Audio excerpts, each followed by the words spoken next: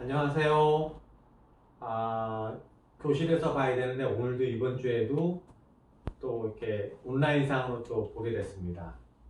저번 강의에 이어서 이번에도 교재 153페이지 납세 의무의 확장, 확장. 제가 글씨 잘못 썼네. 미리 그 강의 준비를 한다는 게 좀 오타가 났습니다. 확장. 저번 시간까지는 납세 의무가 성립, 그 다음에 확정이 되고요. 근데 그거 갖고서는 조세 채권자인 국가, 그러니까 조세 채권자라는 게 뭐냐면은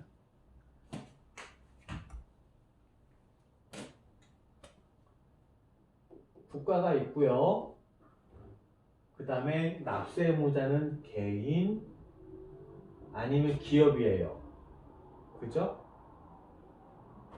그러면은 개인 기업이나 뭐 법인 기업이나 뭔가 이제 그 영업 활동을 해서 플러스 이익이 나면 거기에 대해서 이익이 나면 이익이 있는 곳에 납세가 있다는 대원칙 하에 이렇게 납세를 하게끔 돼 있어요. 일반적인 대부분 나라에서는요. 그럼 거기에 대해서 국가는 이 조세라고 표현을 하죠. 조세에 대해서 채권을 가지고 있다고 표현을 하고요. 채권. 그 다음에 이 개인이나 기업, 즉 납세 의무자, 세금을 내야 되는 납세 의무자는 이 조세에 대해서 채무를 가지고 있다고 표현을 합니다. 채무. 그래서 조세, 채권, 채무의 관계가 있다고 일반적으로 표현을 합니다. 그래서 조세, 채권, 채무. 조금 어려운 얘기를 하는데, 그럼 채권, 채무도 제가 좀 간단히 좀 설명을 드리면, 이렇게만 이제 도식적으로만 얘기하면 좀 어려우니까, 참 보세요. 이렇게. 일반적인 경우로 예를 들어서 설명을 드리면,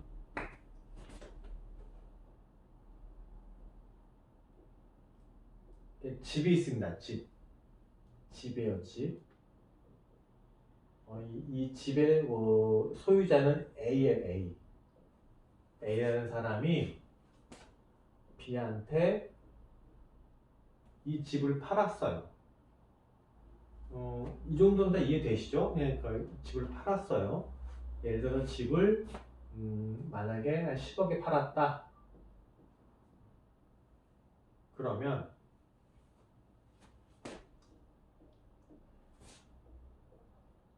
A하고 집 소유자 A하고 이 집을 사고자 하는 집의 소유권을 이렇게 이어받고자 하는 B 사이에는 어떤 관계가 있을까 한번 생각해 봅시다. 그러면은 지금 주제는 뭐냐면 잠깐 좀 디테일한 부분까지 갔는데 채권 채무에 대한 얘기예요. 채권 채무. 그럼 A는 B랑 계약을 하면 계약서를 써요. 나는 당신에게 나의 집을 10억에 넘기겠습니다. 그리고 보통 계약금 10%를 주고받아요. 그러면은 1억이겠죠, 1억. 계약금 1억. 중도금 한 30% 정도 받으니까 한 3억. 그 다음에 잔금은 6억. 이렇게 이제 한 거거든요. 이렇게 일반적으로 거래 간행을 보면 계약 중로 잔금에서 10%, 30%, 60%, 10%, 30%, 그 다음에 60% 이렇게 붙게 가거든요.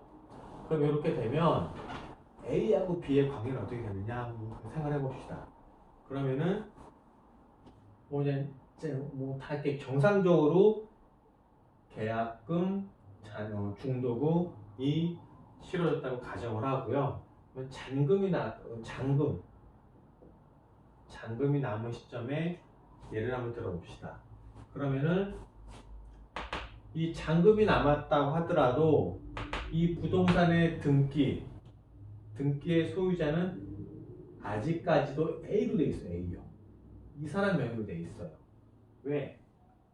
이 사람은 B한테 넘기겠다고 채권 계약을 했지, 나의 소유권을 B한테 넘기는 물권 행위는 아직 한 건 아니거든요. 조금 어려워집니다, 이게. 뭐, 채권 물권 행위 좀 나오긴 하지만, 어찌됐건, 좀 쉽게 이해를 하자면, A라는 사람은, 내가 돈을, 이 10억을 다 받기 전에는 나의 소유권을 안 넘기는 게 당연한 거예요. 그죠?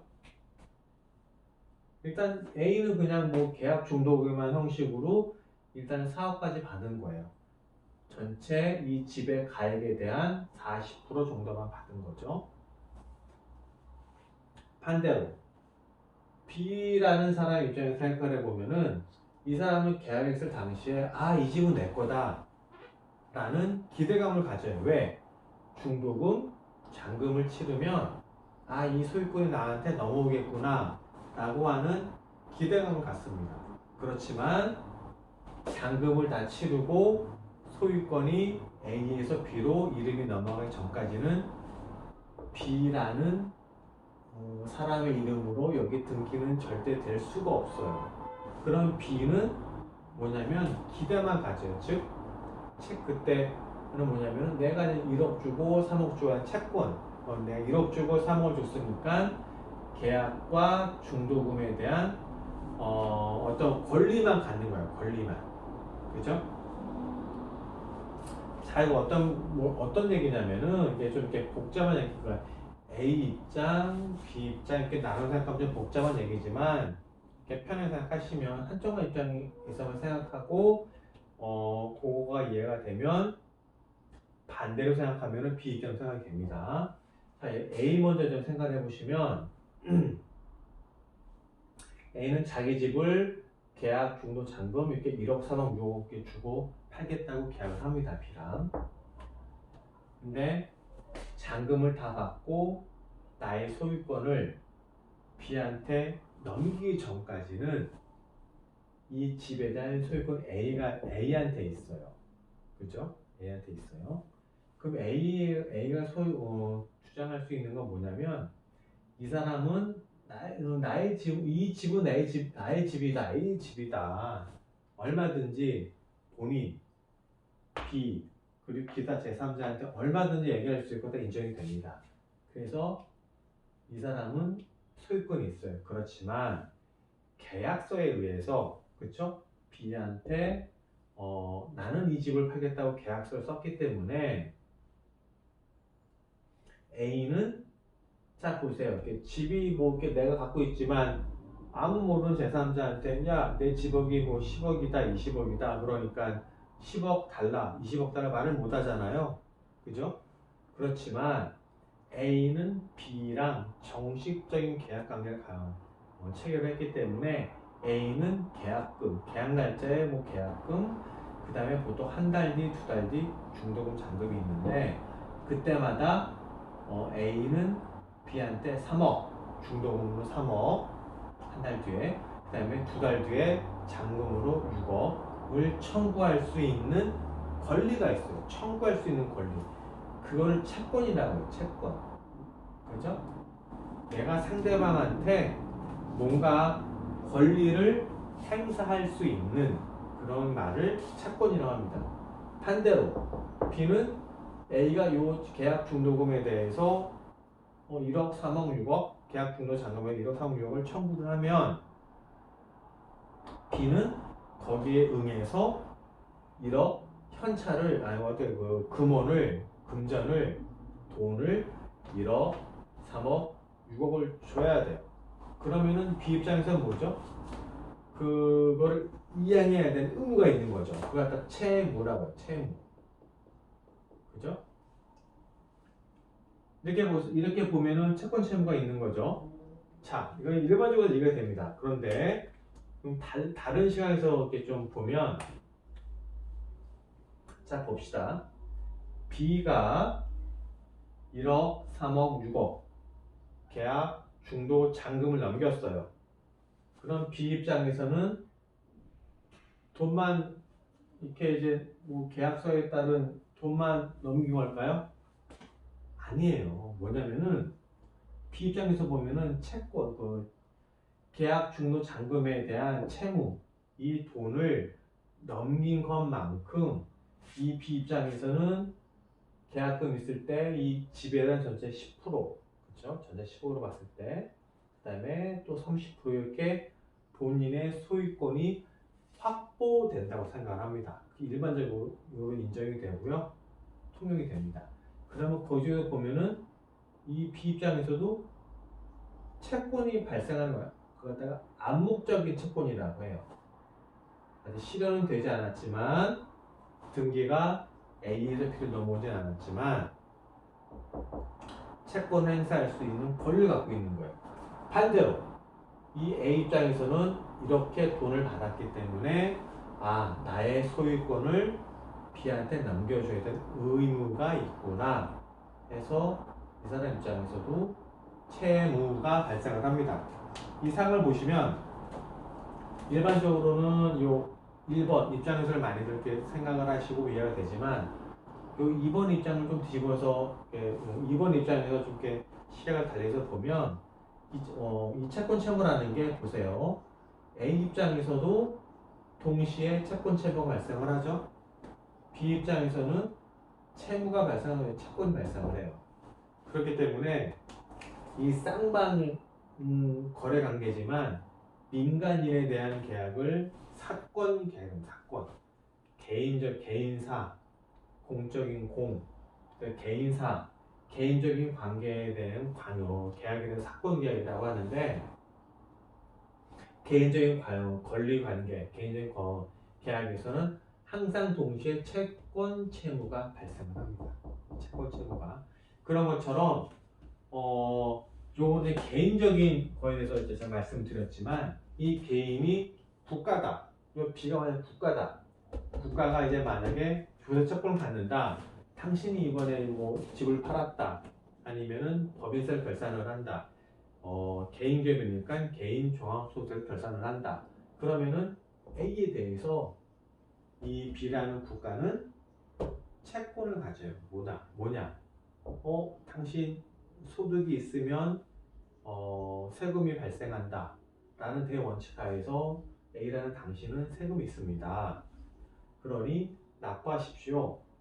법인기업 같은 경우는 3월 31일, 개인은 5월 31일까지. 그 다음에 집을 팔았다. 그러면 집을 팔은 달의 말로부터 2달 뒤까지는 국가에 어떤 소득이 발생한다면 세금을 납부하게끔 돼 있거든요. 약속으로 돼 있고요. 조세 법정주에 따라서 조세법에, 헌법에, 법률에 다 명시가 돼 있어요. 그렇기 때문에 A라는 납세 의무자와 B, 국가는 조세에 대해서 채권 채무가 성립을 하는 거예요. 그러니까 채권 채무에서 이해되시죠? 그러니까 채권 채무는 서로 쌍방 간의 이해관계에 따라서 동시에 채권자가 될 수도 있고 채무자가 될 수도 있습니다. 이해되시죠? 그걸 이해하시고 그 다음에 이제 오늘 본격적인 논의에 가면 확장. 그래서 이제 조세가 성립을 하고 확정이 되면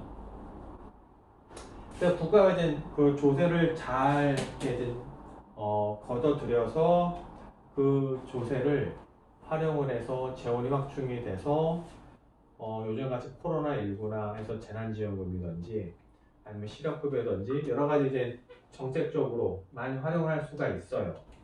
쓰면 돼요. 그걸 갖다 재정정책이라고 합니다. 재정정책이라고 하는데 근데 이제 아까 얘기한 것처럼 원래의 채무자가 조세 채권에 대한 채권자는 국가고 근데 A라는 납세 의무자, 조세 채무자죠.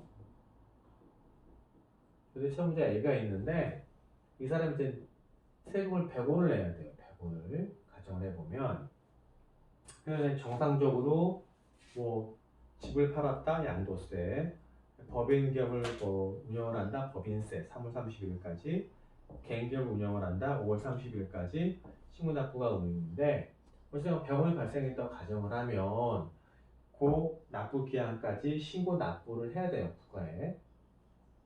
근데 국가 입장에서 보면 이 A라는 사람이 과연 신뢰가 될까요? 신뢰가?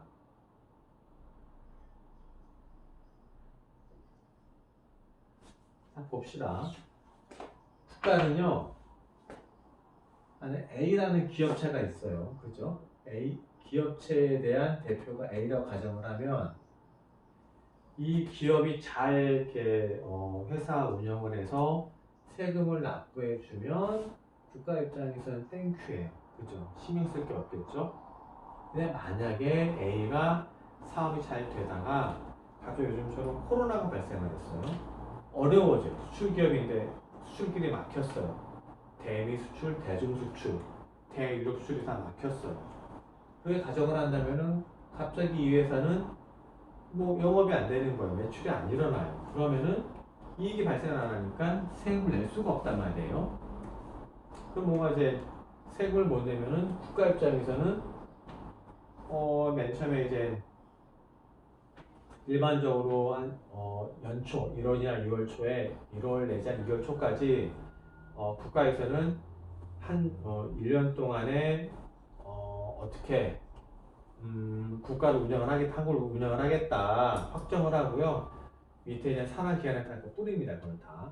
그래서 어떻게 하시라 이렇게 하는데 그런 계획에 미스가 생겨요. 왜냐하면 예를 들어서 국가에서는 올해 2020년도에 대한민국이라는 국가에서 만약 예를 들어서 1억을 거두고 싶다 세금으로 그렇게 이제 계획을 짜죠. 계획을 세입 세출 회계라고 하는데 계획을 짭니다. 계획을 짜고요. 그러다 보면 구체적인 방안으로 계속 이렇게 징수를 해서 걷어들여요. 그런데 갑작스럽게 이제 이번 뭐 코로나 이제 뭐 이렇게 일부가 발생을 하면 갑자기 이제 세금이 예상보다는 떨어지고요. 그죠? 그 다음에 원래 있었던 나라 곳간에서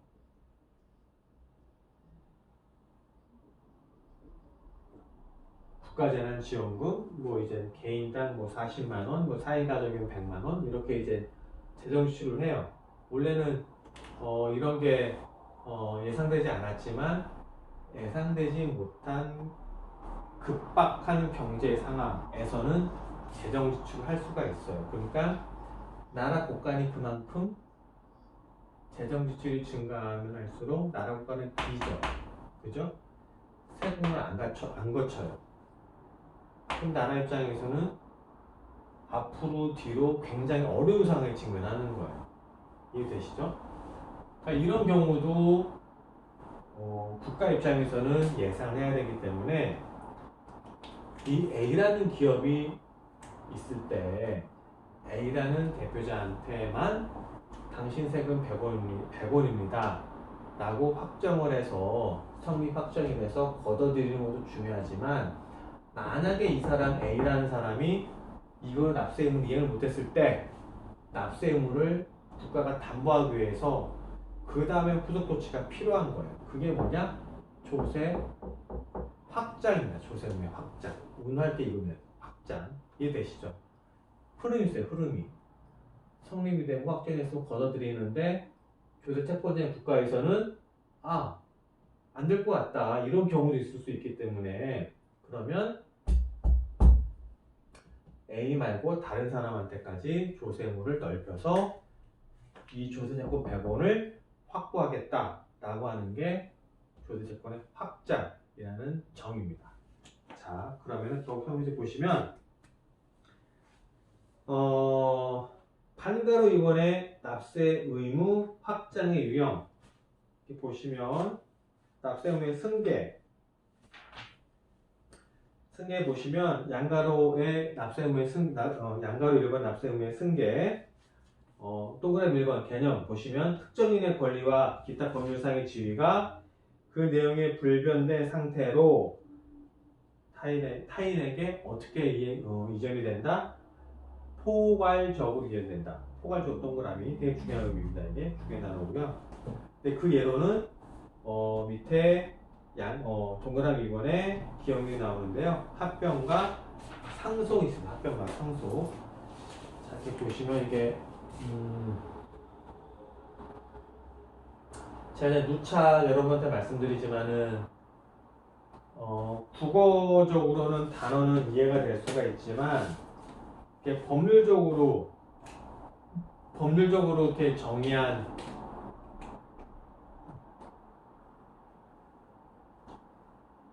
그 의미를 정확히 모르시면 뭐 제가 이렇게 국어로 이렇게 한국말 떠드는 게 이해가 잘 안 돼요. 그러니까 지금 그런 말이 굉장히 많이 나왔습니다. 지금 보시면 학장 중에 뭐가 나왔다고요? 일단 승계, 그죠?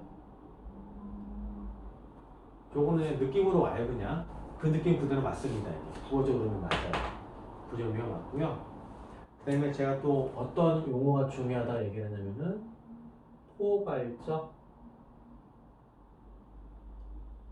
포괄이라는 말이 굉장히 중요하고요. 법적으로요. 세법적으로 뿐만 아니라 민법적으로 굉장히 중요하고요. 그래서 그 안에 케이스가 합병과 뭐가 있다? 상속이 있어요.